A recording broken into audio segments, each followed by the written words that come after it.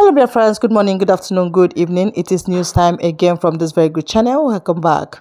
How are you all doing? Hope you are good. I pray that God will be with you in your endeavors. Today, we have another update for you. And I want you to, after listening to it, you drop your opinion and suggestions you have so that Biafra will be free. And that's just it. Okay, let's go there. Well, if the Finnish government apologized to Simon Ekpa, I don't think it is enough. I think there should be a financial incentive for him because there is no justice when uh, the right or the appropriate compensation is not given. I think the Finnish government made a mistake to ever think that they can trust or accept an iota of stories from the Nigerian government. I can go on and on and on to prove how deceptive the Nigerian government can be. You know, we must call things as they are. I might be living in Nigeria, but I know that there was a time they told us that this is what they are doing. And we found out that it was the opposite. And then these lies has now quadrupled under this administration of the APC, unfortunately. So you see, Finnish government, yes, Simon Ekpa has forgiven you, but I urge you to do the same. Compensate him. Where did this pressure actually come from? Is it coming from Western world? It is coming from it is coming from what we call the body of truth. And we call it a body that seeks for the emancipations of the truth sayers, of the crusaders, and the children of light. That is Donald Trump.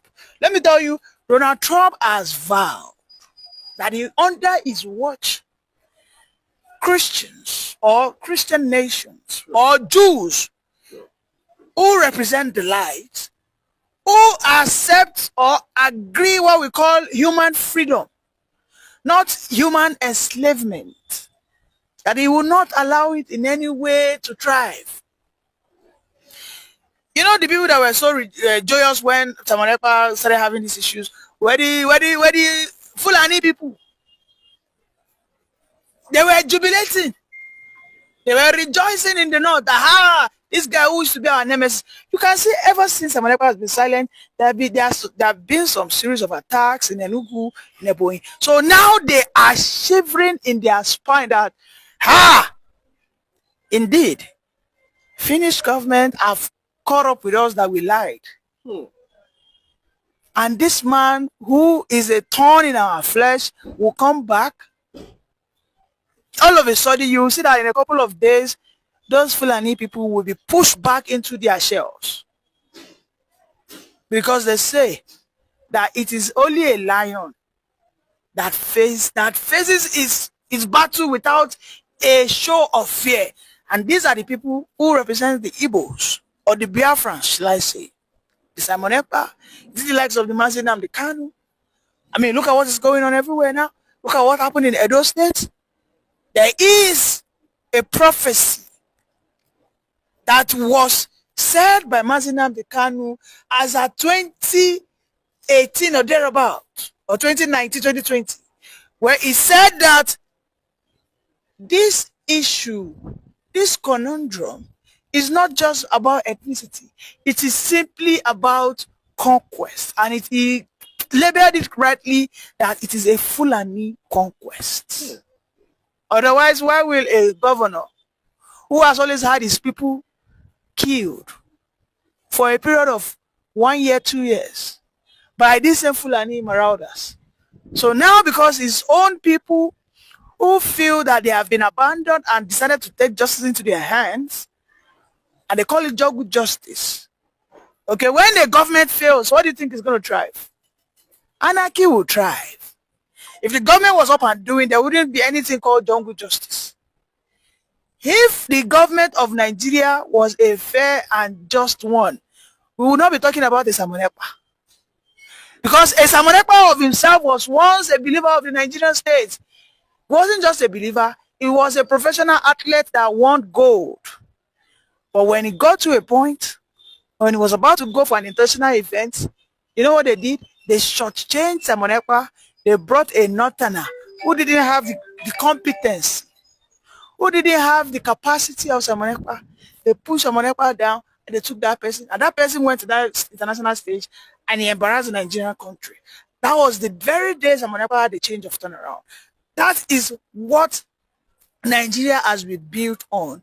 They use those who are competent as a stepping stone to put in these Fulanese. And that is why Mazi Nnamdi Kanu has always been right when he said Nigeria is a project that the Fulanese want to conquer.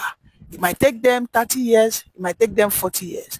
And he has said, why that will happen, his own people would have left the country. And that was why we had his disciple, Simon Ekpa, today, who has taken that message to an international stage. And today we can see it making international records, wherein a country as high as Finland has said that they will forgive and indeed will compensate Simon Ekpa. Thank you very much. For that wonderful question, the anchor of this good platform.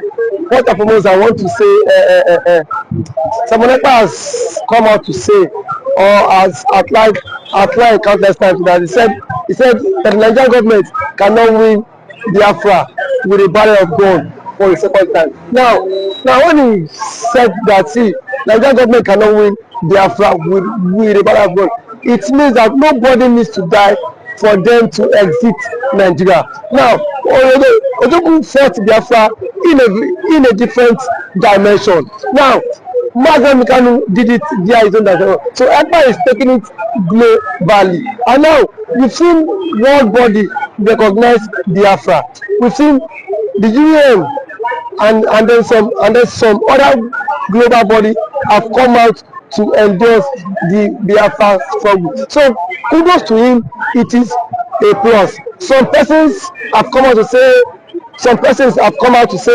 that Simon Ekpa should be discredited, the likes of Unreserved and that of the southeastern governors. But my question is that you said Simon Ekpa should not be taken serious. Then who should be taken serious? The government who is not willing to protect our people? Is it the people who have refused to speak up when the Igbo man has been marginalized in the country? Is it